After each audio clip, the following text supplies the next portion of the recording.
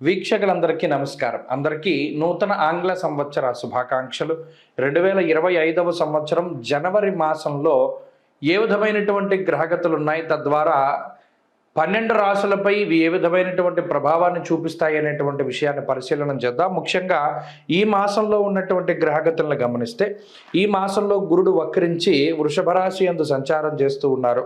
22వ తారీఖు వరకు కర్కాటక రాశి యందు కుజుడు వక్రగతిలో సంచారం చేస్తూ ఉంటే 22 దగ్గర నుండి మిథున రాశిలోకి, అనగా ఇది కుజ స్తంభన, ఇది ఆల్మోస్ట్ దాదాపుగా ఏప్రిల్ మేల వరకు ఉంటుంది. కాబట్టి కుజుడు మిథునం కర్కాటకం ఈ రెండు రాశుల మధ్యలోనే సంచారం చేస్తూ ఉంటారు, స్తంభిస్తూ ఉంటారు.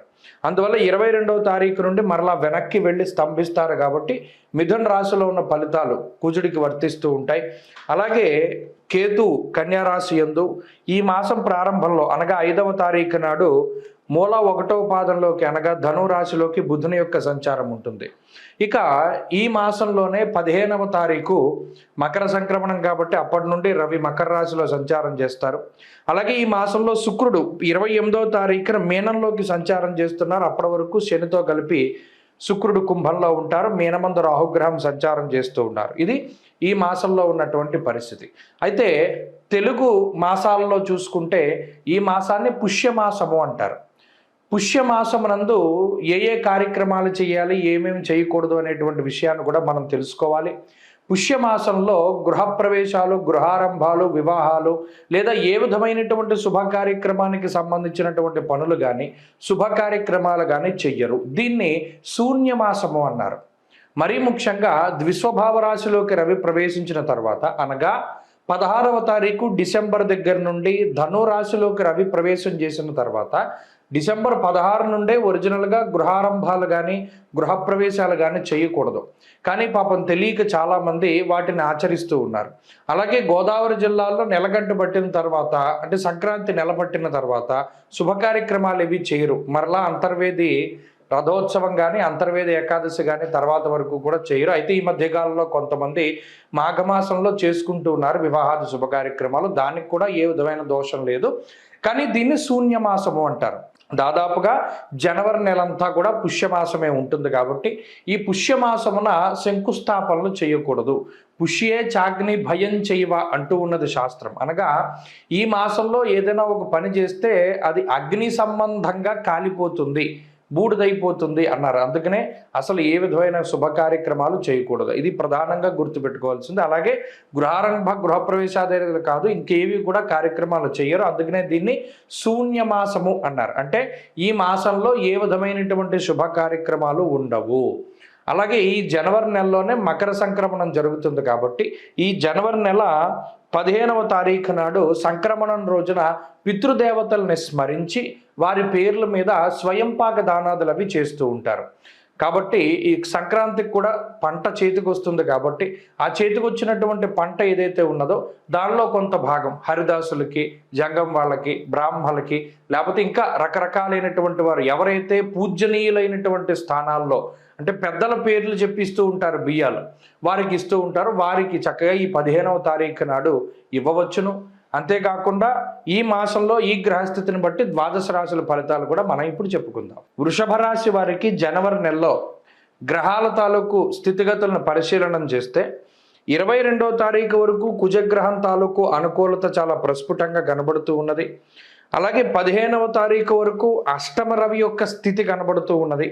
అంటే ముఖ్యంగా ప్రతికూలించే గ్రహాలని మొట్టమొదటిగా చూస్తే కుజుడు 22వ తారీఖు వరకు అనుకూలమైన గ్రహం, రాహు అనుకూలమైనటువంటి గ్రహం. ఈ రెండు గ్రహాల తాలూకు స్థితిగతులే చాలా బలంగా కనబడుతూ ఉన్నాయి. ప్రతికూలంగా ఉండే గ్రహాలను చూస్తే ఈ గురుడు వక్రించినటువంటి తాలూకు ఫలితాలు ఒకటి, మాసం మధ్య వరకు ఉన్నటువంటి అష్టమ రవి బుధుల యొక్క దోషం ఒకటి. ఇవి రెండు ప్రధానంగా ఇబ్బంది పెట్టేటువంటి గ్రహస్థితులు. అంటే అటు ప్రతికూలతలు చూసినా అనుకూలతలు చూసినా ఆల్మోస్ట్ సమానంగానే ఉన్నాయి. 2 గ్రహాలు లేదా 3 గ్రహాలు అనుకూలించడం, 2-3 గ్రహాలు ప్రతికూలించడం వల్ల చాలా న్యూట్రల్గా రిజల్ట్ వస్తుంది. అయితే ఈ రాశి వారికి ఏంటంటే బలం, కుజుడు బలంగా స్తంభించి తృతీయంలో ఉండడం అనేటువంటిది బలం. అది 22వ తారీఖు వరకు ఉంటుంది. అందువల్ల ఏదైనా ముఖ్యమైనటువంటి పనులు ఏమైనా ఉంటే 22 లోపుగా పూర్తి చేసుకోవాలి.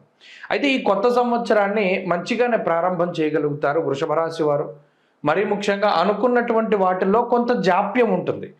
అలాగే ఏదైతే వీరు కొన్ని వేడుకలు లాంటివి లేదా ఏదైనా ఫంక్షన్స్ లాంటివి చేద్దాం అనుకున్నప్పుడు దానిలో వీళ్ళకి సాటిస్ఫాక్షన్ ఉండదు. మనం ఇలా అనుకోలేదు కదా, సరే కొంత కాంప్రమైజ్ అయ్యి ముందుకు వెళ్ళవలసి వస్తుంది అనుకునేటువంటి ఇది కొంత వాళ్ళకి అనుకున్నట్టుగా సాటిస్ఫాక్షన్ ఉండదు. ప్రతి చిన్న విషయంలోనూ ఇది ఒకటే కొంత అసహనము అనేటువంటిది ప్రధానంగా కనబడుతుంది.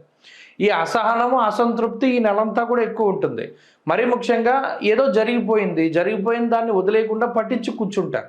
దానివల్ల జరగవలసినవి జరుగుతూ ఉన్నవి కూడా చాలా ఎఫెక్ట్ అవుతూ ఉంటాయి. ఈ వృషభ రాశి వారిలో ఈ నెలలో ప్రధానంగా కనబడేటువంటి సమస్య ఇది. సరే జరిగింది ఏదో జరిగిపోయింది కదా, దాన్ని ఓవర్కమ్ చేసి జరగాల్సింది చూద్దాం అనేటువంటిది ఉండదు. ఈ గ్రహస్థితి ఏం చేస్తుంది అంటే గతం తాలూకు అనుభవాలని జ్ఞాపకాలని ఎక్కువగా రిపీట్ చేస్తూ ఉంటుంది. అందువల్ల జరిగేటువంటి వాటి మీద కూడా అంత శ్రద్ధ చూపించలేకపోతారు. ఇది అయితే ఆరోగ్యానికి సంబంధించినటువంటి విషయాలు సానుకూలంగానే ఉన్నాయి. ఆరోగ్యపరమైన సమస్యలు ఏమీ లేవు, అనారోగ్య సమస్యలు ఏమీ లేవు. అలాగే ప్రత్యేకించి ఆర్థిక లాభాన్ని సూచించేటువంటి గ్రహస్థితిగా కూడా ఈ గ్రహస్థితిని మనం చెప్పుకోవచ్చును. అదే మాదిరిగా కొంత ఖర్చు కూడా దీనివల్ల కనబడుతుంది. మరి రెండవ స్థానంలో కుజ సంచారం చివరిలో ఉండే అష్టమంలో రవి ఉన్నప్పుడు దుర్దోష శత్రు సంవాదో గమనం యథ అంటే ఆర్థికంగా గ్రహగతులు బాగానే ఉన్నా కూడా ఖర్చు కూడా అదే రీతిగా ఉంటుంది. అందువల్ల సరి సమానంగా ఉంటుంది. ఈ నెలంతా అంతే, పాజిటివ్ ఎంత ఉందో నెగిటివ్ అంతే ఉంటుంది. అందుకనే న్యూట్రల్గా సాగుతుంది అని చెప్పాను. ఇప్పుడు ఏదైనా ఒక మంచి వచ్చింది అనుకోండి, దాని వెనకాల ఏదో ఒక చెడు వస్తూ ఉంటుంది. అందువల్ల న్యూట్రల్ అయిపోతుంది. ఈ నెలంతా అదే రకమైన గ్రహస్థితి ఉంటుంది. ఏదైనా అనారోగ్య సమస్య వచ్చింది, మళ్ళీ తొందరగా రికవరీ అవ్వగలుగుతారు. అలాగే కుటుంబ సంబంధమైనటువంటి సమస్య ఏదో వచ్చింది, మరలా దాని నుండి బయటపడగలుగుతారు. ఇలా ఈ మాదిరిగానే ఉంటుంది గ్రహస్థితి అంతా. ఇక ఉద్యోగ వ్యాపారాలకి సంబంధించినటువంటి విషయాలు కూడా ఈ రాశి వారికి కొంత సానుకూలంగా ఉన్నాయి. కొంత ఈ ఉద్యోగంలో కానీ వ్యాపారంలో కానీ ఒత్తిడి మాత్రం కొంత అధికంగా ఉంటుంది. గతంలో ఎన్నడూ చేయనటువంటి పనులను సైతం మనం చేయవలసి వస్తుంది ఈ రాశివారు. అదొకటి ప్రధానంగా గుర్తుపెట్టుకోవాలి. అంతేకాక 22వ తారీఖు దాటిన తర్వాత, ముఖ్యంగా 15వ తారీఖు దాటిన తర్వాత అష్టమ రవి దోషం పోతుంది, భాగ్యస్థానంలోకి రవి వెళతారు. అప్పుడు కూడా విచారే నవమే రవు అన్నది శాస్త్రం. కాబట్టి ఏదో ఒక దాని గురించి చింతన. అందుకని ప్రధానంగా ఈ నెలలో ఒకటి గుర్తుపెట్టుకోండి, అయిపోయిన దాని గురించి మీరు తలుచుకోవద్దు. అది మంచిగా జరిగిందా చెడుగా జరిగిందా, అయిపోయింది ఏదో అయిపోతుంది. ఈ జరగవలసిన దాని మీద ఎక్కువ కాన్సన్ట్రేట్ చేయండి. అది ఒకటే మీకు చెప్పదగినటువంటి సూచన. మిగతా విషయాలన్నీ కూడా సాధారణంగానే ఉన్నాయి. ఈ జనవరి నెలలో మరింత అనుకూలమైనటువంటి ఫలితాలను సాధించడానికై ఈ రాశి వారు చేయవలసినటువంటి ఆరాధన దక్షిణామూర్తి యొక్క ఆరాధన. దత్తాత్రేయ ఆరాధన కానీ, దక్షిణామూర్తి ఆరాధన కానీ, లేదా ఏదైనా స్తోత్రం కింద చదువుకోదలుచుకుంటే సిద్ధమంగళ స్తోత్రము లేదా దక్షిణామూర్తి స్తోత్రం, ఇవి రెండు చాలా పవర్ఫుల్ స్తోత్రాలు. అవి గురుబలాన్ని పెంచుతాయి.